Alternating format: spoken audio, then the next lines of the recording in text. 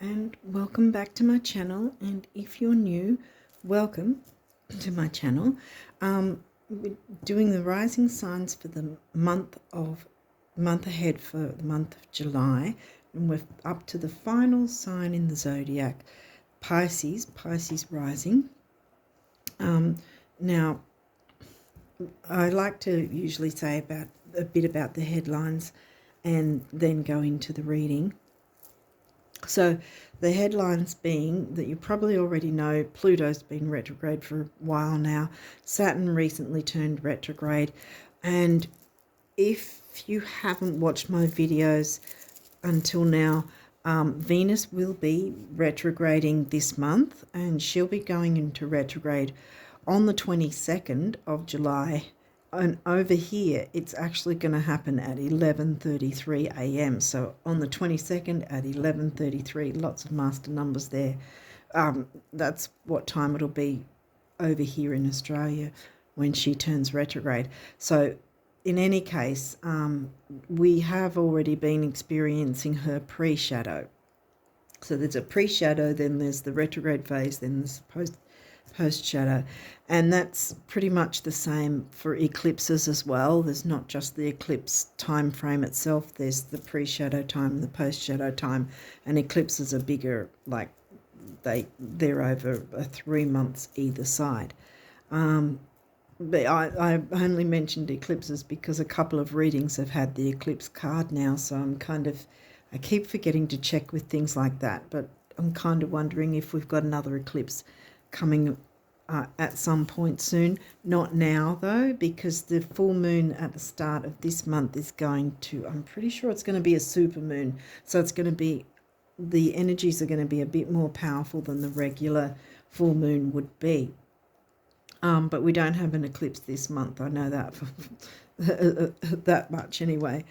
So yeah, for those of you who've been watching me for a while, you know I've been promising the Venus retrograde video. I will be bringing that out very, very soon. I wanted to get these guys done for the month first as well, because I've had a lot going on, and probably I didn't give myself enough time to try and work on the video, because it's not just a matter of switching on the phone camera and just talking about it. There's a lot involved, and I wanted to show some charts I generated as well, so you can sort of understand what I'm saying about whatever, at the time in the video. So anyway, once I get that done, I'll put a post in my community tab to let you guys know that the filming has been done, and then hopefully I'll be able to post the video into the community tab so that you can easily find it, rather than try and sift through all the videos on the regular part of my channel. That's my hope anyway. So what else did I need to say? I don't think that any other planets are in their pre-shadow just yet, other than Venus, and as I said, she'll be actually retrograding on the 22nd of July over here. So it'll be around about 21st, 22nd, depending on where you're at, around about that time frame. But for over here in Australia, it's going to be the 22nd at 11:33 a.m.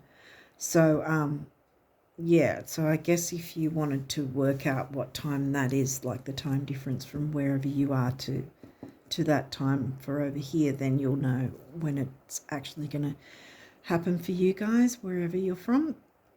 Okay, so I don't think there's anything else I want to mention at this point.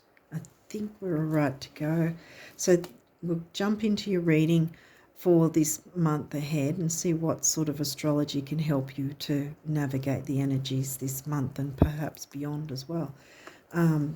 Considering all the retrograde energies we've got at the moment. Eris, ooh, the first asteroid out is Eris, and she's known as the street fighter, the activist, speaking up and speaking out.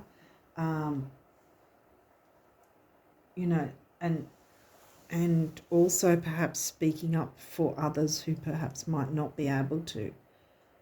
I think she has a bit of fiery energy to her as well. So if you're going to speak up, try to simmer the fire just a little bit, but still have that inner fire, if that makes sense. So say what you need to say, but in the most peaceful way possible, maybe.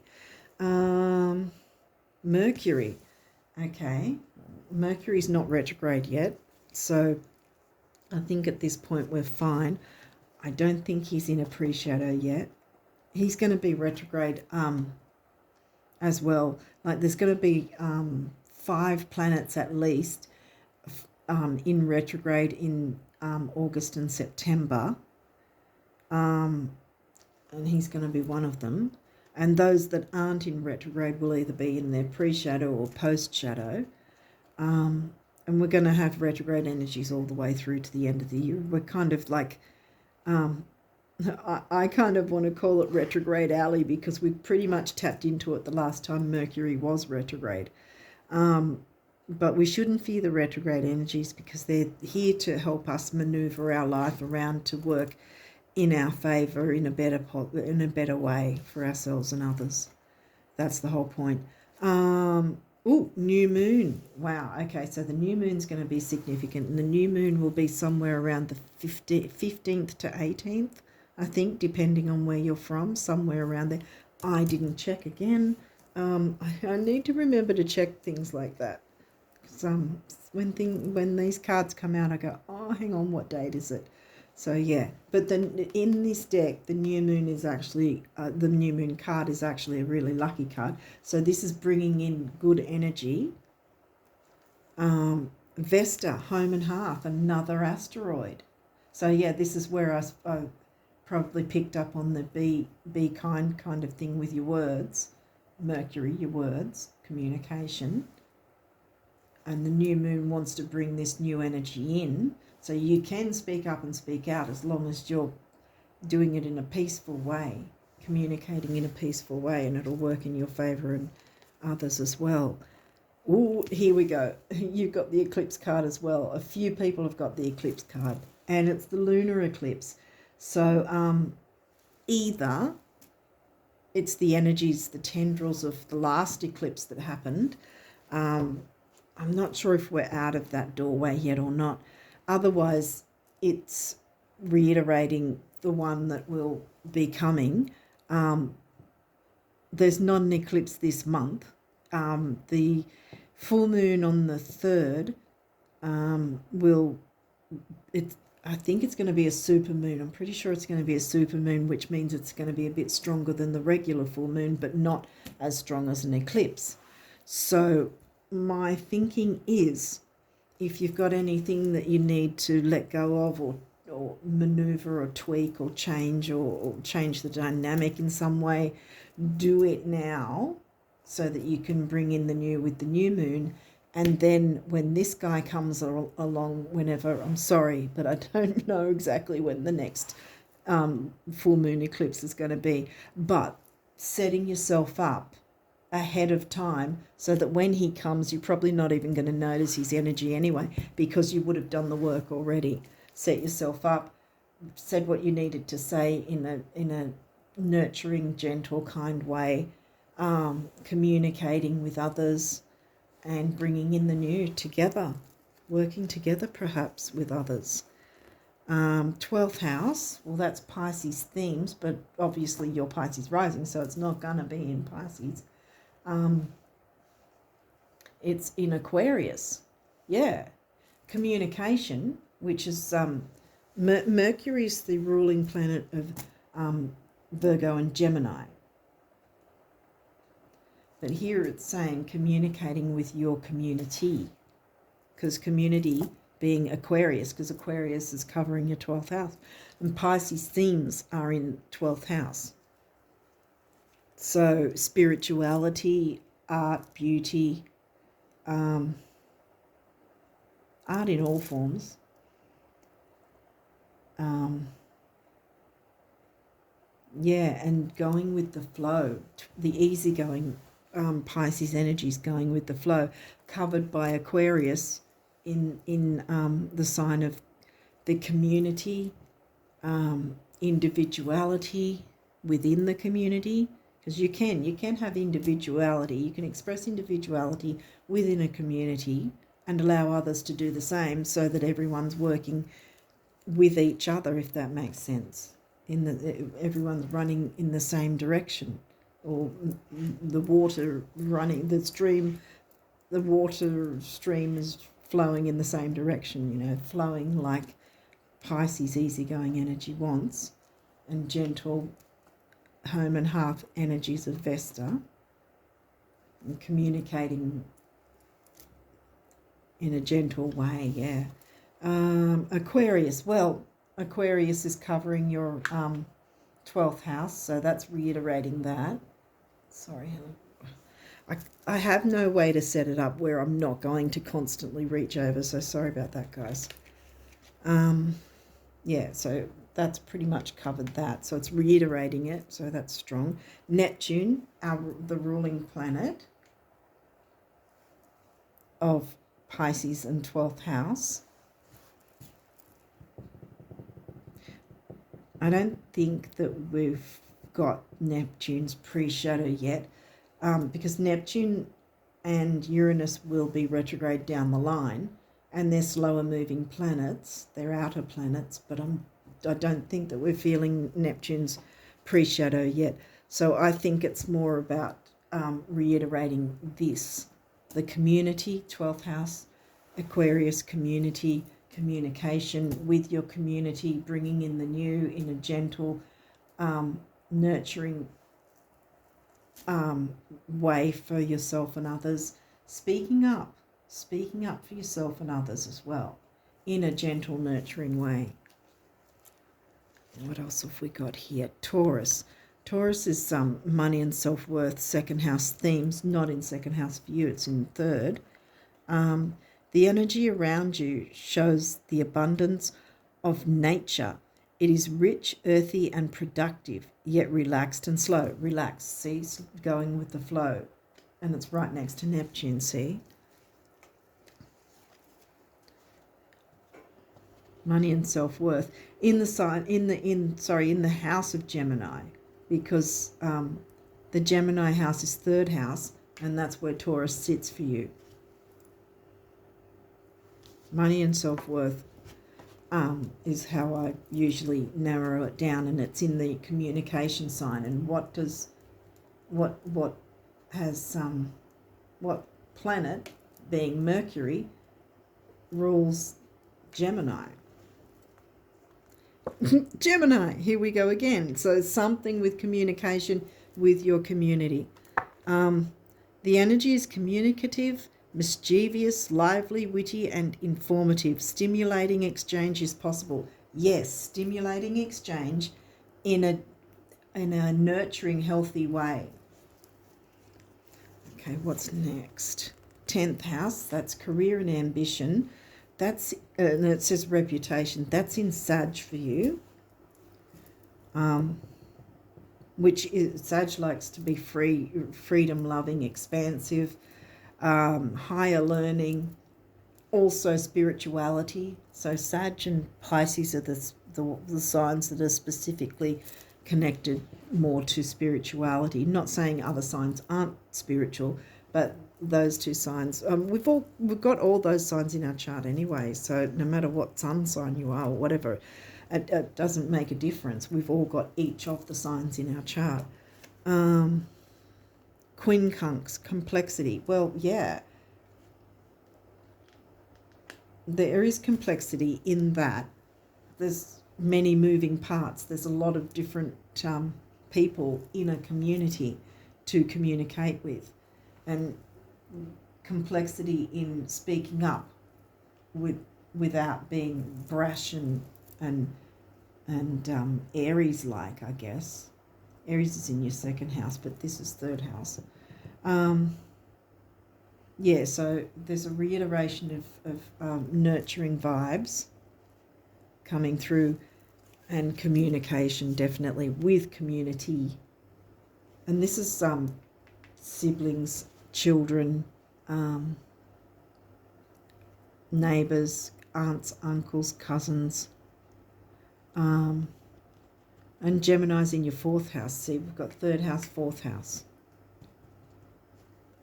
Home and family, Gemini themes of communication. And communication in the home and family. And it might not necessarily be actual family. It could be like the family members I've just mentioned, or any or all of them. Or it's people who feel like family. We can become part of a group or organisation or community where we feel like family and feel we can relax with others, relax while communicating in a nurturing way. And this says conjunction. That's an aspect, by the way, and so is this. Complexity is there. Empowerment. See, everyone gets to be empowered, including you. Third house, here we go again with the Gemini themes. Perception. How do you perceive communication? Are you speaking up for your own needs, or are you speaking up for someone who can't speak up for themselves, or that you perceive can't speak up for themselves, or a situation where you need to speak up, which would be an improvement for yourself and others? Again, with the nurturing, lots of communication. With nurturing, career and ambition is involved in some way, as well as community. What else have we got? Capricorn, career and ambition sign, the boss. You can be the boss. Capricorn's in your 11th, which again is community. Aquarius. The Aquarius themes covered by the sign of Capricorn. Libra, the idealist. Libra's in your 8th, so that can be intense, because the 8th house is Scorpio, Pluto themes, and it can be intense. But there can be a good intensity in that it can be an emotional complexity, intensity, that's not a negative intensity, if that makes sense. You can be intense without being negatively intense. You can speak up in a very loving, nurturing way that helps you and others. 5th house, that's Leo themes, passion. Now, 5th house is, what's in your 5th? Cancer. Yeah, Gemini, Cancer, yeah. Taurus, Gemini, Cancer, see? Taurus, Gemini, Cancer. 3rd, 4th, 5th. Passion, yeah. See, that's what I was saying with the intensity of the 8th house, Libra covering the 8th house. The intensity and the passion, you can bring that through in a healthy way. 9th house, that's Sag themes, seeking. 9th house is in Scorpio for you. See how Scorpio's house here, 8th, Sag's house of 9th, being in the sign of Scorpio. So Scorpio doesn't have to be feared. The intensity of Scorpio isn't always a negative thing. It can be really quite good and nurturing and helpful.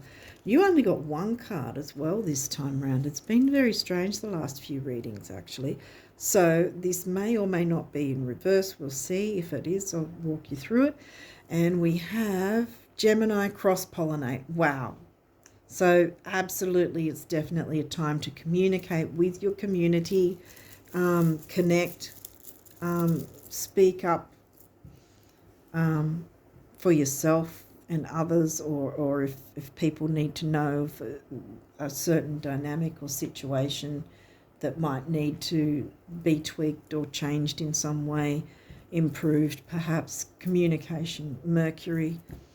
Lots of Gemini energy coming through here, and you can really use it to your advantage. You really can. Yeah, definitely communicate with your community in a gentle, nurturing way. Bring in the new, and you'll be set up perfectly so that if down the line this guy comes through. I don't know when that's going to happen, the full moon eclipse. I'm not entirely sure when the next one will be. If it is that, then you will have set yourself up ahead of time, so you'll be fine. You'll have no worries. If it's about reiterating the tendrils of the previous one, then you're moving ahead anyway, see? So either way, you're going to win-win outcome, you know, like Libra likes. Okay, so what numerology for the Pisces risers? Spirit, what's the numerology for the Pisces risers? Okay.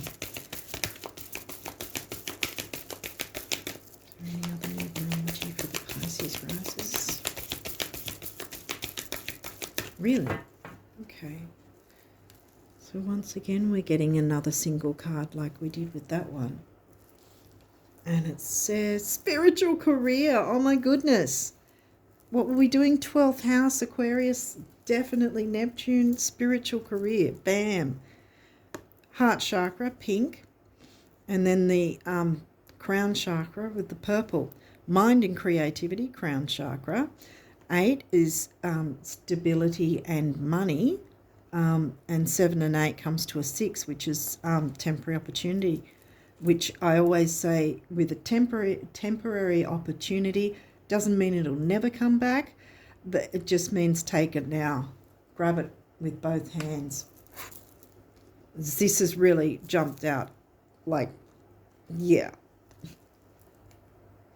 How strange, because there's usually more cards in this deck and that deck. So, yeah, the last couple of readings have really been quite different, like in how they've come through.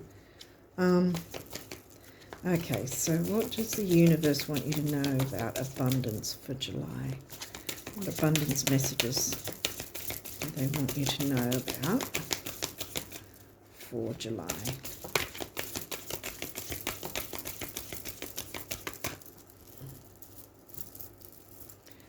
Okay.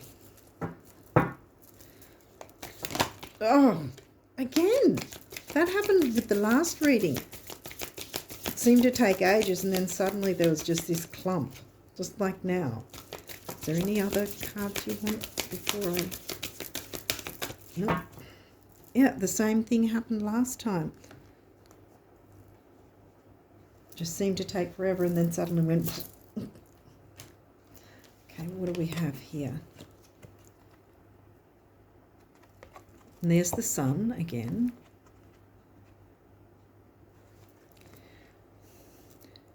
I said yes when you first thought of it, now when you first asked, and hallelujah, so be it, coming right up when you first gave thanks in advance, believing in you, the universe. Yeah, that's a thing too.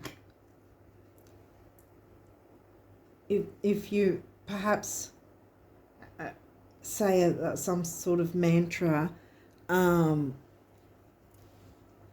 is this going to fit in? Maybe. You could maybe make some sort of mantra thanking the universe for the things you actually want. Like, thank you for giving me blah, blah, blah, whatever it is that you're wanting. Thank you for opening the way. Thank you for this, that, before it happens. See? Give thanks in advance. Coming right up.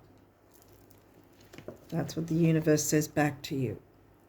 And there we've got sun again with the growth of the trees, growth and expansion, like 9th house, wasn't it? Yeah, there you go.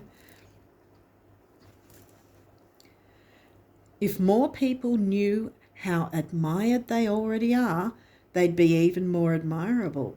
Same for knowing how cool, fun, healthy, wealthy and wise they already are. Already again, in advance.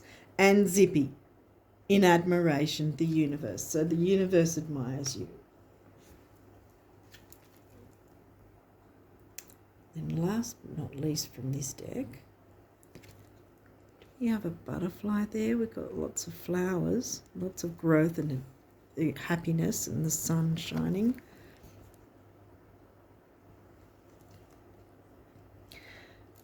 You know, possessing fabulous wealth creates a lot of responsibilities, enormous responsibilities, huge. Something to think about, really. Like for 5 minutes a day in a dark and quiet room, see yourself being really, really responsible with fabulous wealth. I think you're up to it, the universe. Exactly. Again, it's reiterating. See it as if it's already going on for you. See it as if it's happening already and watch your life explode in a beautiful way. You know, all these beautiful energies that will come in for you. Wow. Wow. Okay, so what did the guardian angels want you guys to know for July? What guardian angel messages want to come through for the Pisces risers? Pisces, whoa, risers to know. I thought there was more. Oh, goodness. Yeah. Is that it? Okay. No?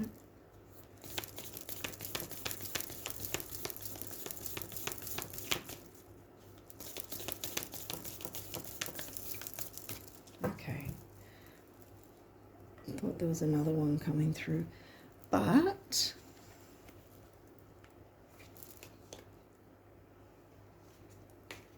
oh wow, there's quite a few here.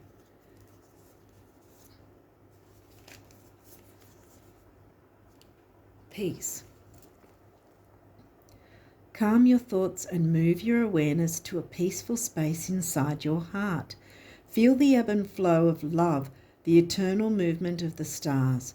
Your life is forever unfolding to greater spheres of love. Relax and do not worry about anything, for all is well. You will soon enter a time of well-earned peace and tranquility. See, peaceful communications. Eternity. Gently move your awareness from the external world to a world of light within your heart. Allow each breath to heal you as you drift to a place beyond time. Eternity exists within you, forever sparkling like a diamond. You are, in essence, a shining star, forever transforming to ever greater light. Transformation is possible in the best possible way.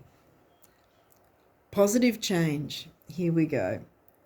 Dare to be different. When you are criticized, remember that you will never please everyone.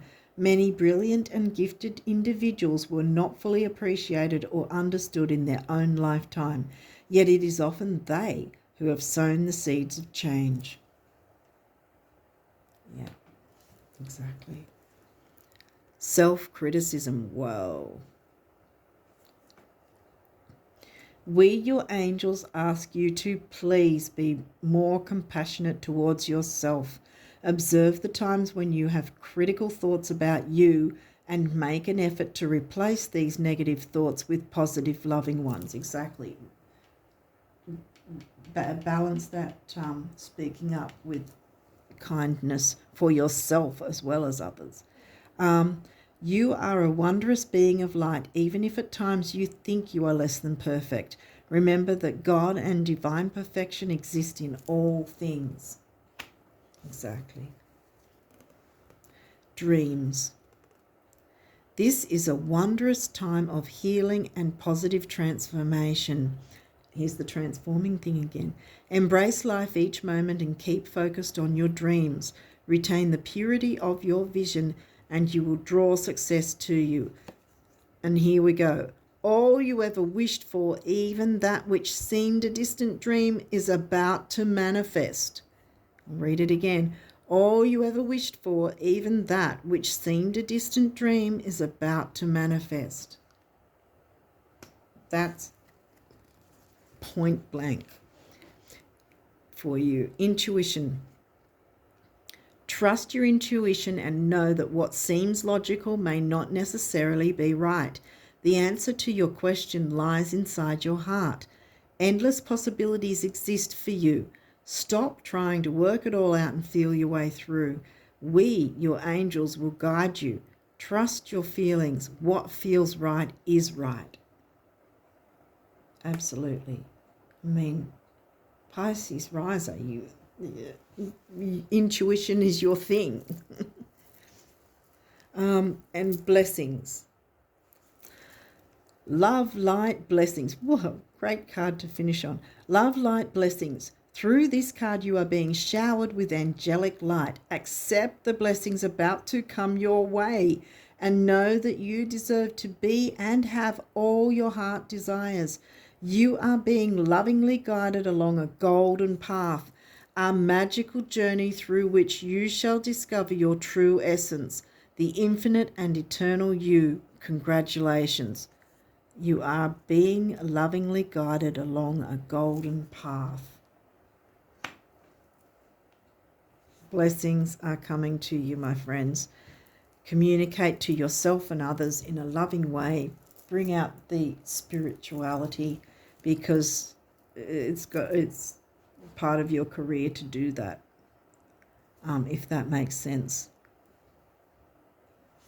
And that's going to be healing for you and everyone. Hopefully this has helped and made sense. And yeah, what beautiful energy. With that, I'm going to wish you all the best of luck for July and onwards, to tap into all this really good energy and good luck coming your way. And yeah, so get yourself set up in the perfect prime position so that the next full moon eclipse that happens, you're probably not even going to know unless someone says, oh, the eclipse is happening. And you go, oh, wow, is it really? Oh, I didn't notice because I'd already done my work. You know what I mean? So you do your work, the eclipse won't go unceremoniously pulling the carpet from under you, so to speak. So, yeah, you're going to set yourself up in a great position. Yeah. I'm just getting really good energy from this. So, yeah, I really wish you all the best of luck with July and onwards. And until next time, bye for now.